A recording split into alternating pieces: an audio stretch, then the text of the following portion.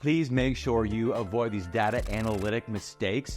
You're going to have bad numbers that lead to bad decisions, that lead to decreased conversions, that lead to decreased profits and revenue in your business. So these are really, really important. Okay, so the first one, all right, the first one that you need to avoid, if you can read this, tracking everything. I see this all the time, okay? Please, you do not need to track every metric in your business.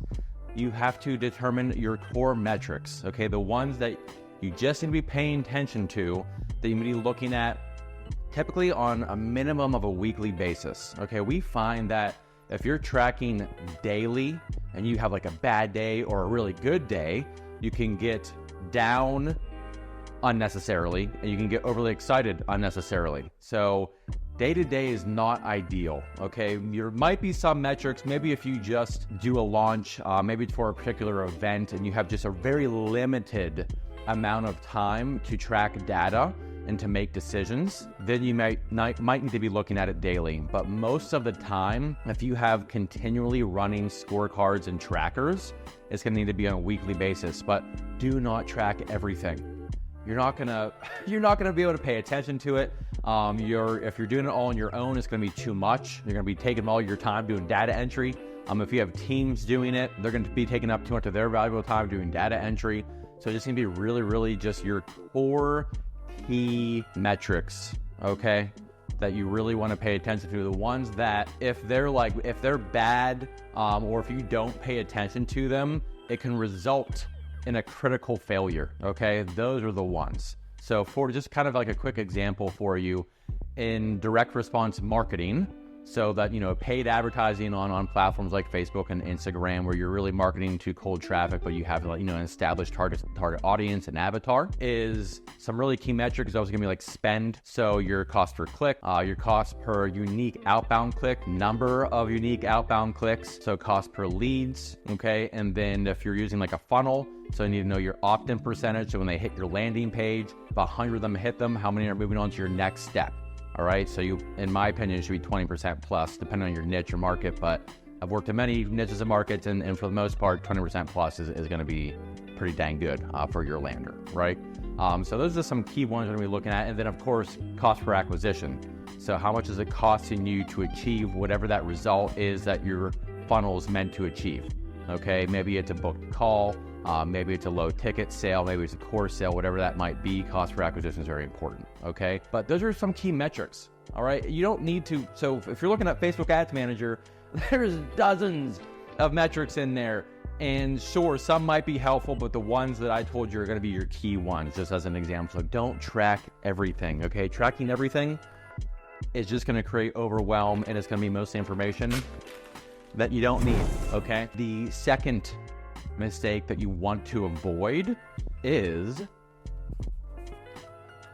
you track it, but you never look at it, okay? I see this frequently, actually, is you're tracking all these things, right?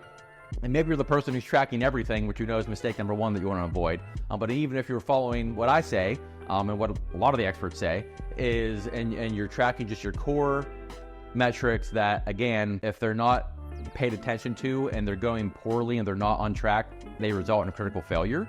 Those metrics, right? If you're tracking those, but you never look at them, why? Why are we even tracking these things if we're never going to look at them? It's hugely important. So make sure you set up a cadence for yourself. Again, if you're a solopreneur, or you have a team or whatever, like, you need to make sure you're setting up a cadence to review those numbers daily. Or if you do have certain scorecards assigned to your team members, make sure that they are held accountable and that they're accountable for their own numbers, and that you have a reporting system, right? An upward communication reporting system. So for example, I have teams typically that I'm working with that I'm having that are doing data entry for me. I'm doing some myself as well, because it helps me in making sure I'm paying attention to my numbers. But we set up weekly cadences to make sure that we're diving into those numbers, especially me and my business partners, right? We're looking at those numbers together, we're diving into them, and then making sure that we understand them, and we're seeing something that's off, making sure we're following up with the person who's in charge of entering, like, hey, what's going on here? Or like, hey, we noticed that we're very off track for this particular metric this week. how come you didn't tell us about it, right? We need to be game planning on this. Like if we continue this way, we're going to totally miss the mark this month, and it's going to result in X, and this could be a critical failure, right? Like we could lose money this month or whatever the case might be, okay? So please make sure you're looking at the numbers. And what I found is if you are performing the first mistake and you're tracking everything, your chances of actually looking at them significantly decreases because you see it and you're like, oh my gosh, this is too much. I'm overwhelmed. I got other things to do. I can't pay attention to these numbers right now. That's why just the important ones, the core ones, the ones that aren't done well, aren't on track, result in critical failure, those are the ones when we paying attention to, but you actually have to pay attention to them, right? I don't care how you do it, whatever works best for you, but like the suggestions I made, weekly cadence on your calendar, schedule it, all right? Or schedule it daily to look, especially if you're running for an event and you know you need to look at daily numbers, because maybe you only have 2 weeks to fill seats for an event or something like that, okay? So in that situation, you need to be looking daily, okay? So remember, don't track it and never look at it, okay? So the third mistake you want to avoid when it comes to data analytics is, hopefully you can read this. If not, I'll tell you. Don't make emotional decisions, okay? We just went through all the work to set up our scorecards, to assign team members to it, to have a cadence built, right? To identify our core numbers. If we've done all that, we can't then go and make emotional decisions. It doesn't make any sense. And it's human nature, right? Especially in business and with entrepreneurs and relationships, but we're emotional people, right? Okay, but we have to understand that when it comes to making business decisions, you can't have all these awesome numbers that are accurate. You spent like so much time building your scorecards, identifying everything, setting up the cadence, setting up how you want to track them, where you pull the numbers from, right? All these awesome things that you built for your data analytics, you're tracking your KPIs in your business so you can make data-based decisions. And then we go and make emotion-based decisions. That doesn't make any sense, right? We don't want to be doing that because I've seen it time and time and time again, and almost always it will end badly, okay? So please, you have these numbers, make sure you're looking at them, making sure you're understanding correlations from this number to this number. Maybe you know that your unique outbound clicks on Facebook are typically between $2 and $2.50. That if they're above, like that's really, really good. And maybe if they're above $5, you know that like your ads are not performing well. You're not getting unique outbound clicks, which you know is going to correlate to disengaged leads, which is going to decrease option rate, and it's just going to go all the way down the line.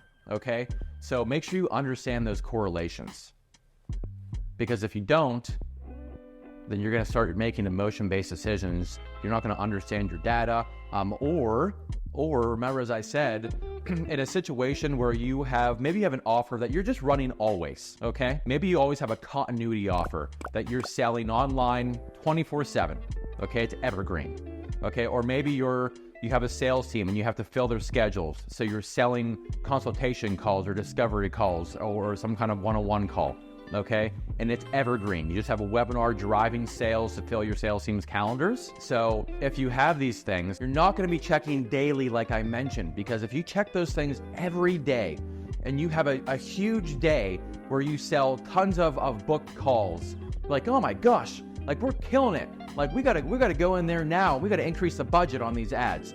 Whoa, let's take a step back. Let's watch it for 3 to 5 days minimum, but let's really look at it over a week. Because maybe over a week, you just had that one huge spike of a day for whatever reason, and the rest of the days were average to below average. But over the week, you just kind of hit your normal cadence, right? You kind of hit your normal KPIs. They're performing the way that you want to.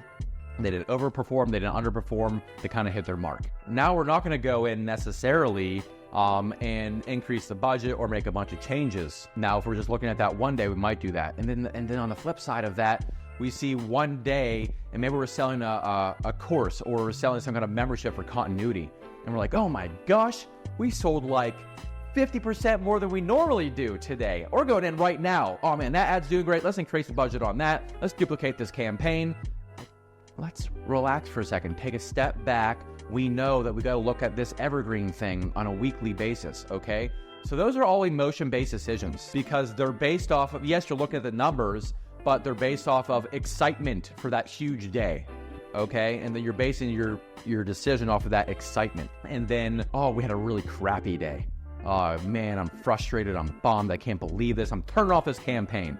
Emotion-based decision.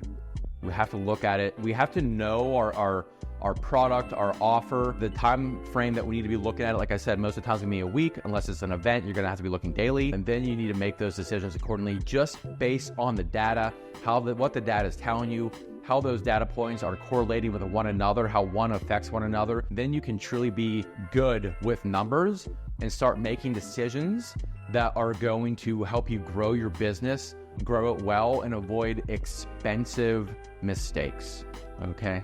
So I really hope this helped for you. Please make sure that you share this with your entrepreneurial friends, your colleagues. Make sure you implement these things yourself. And please subscribe to my page, my channel. And I really appreciate you all. Take care and God bless.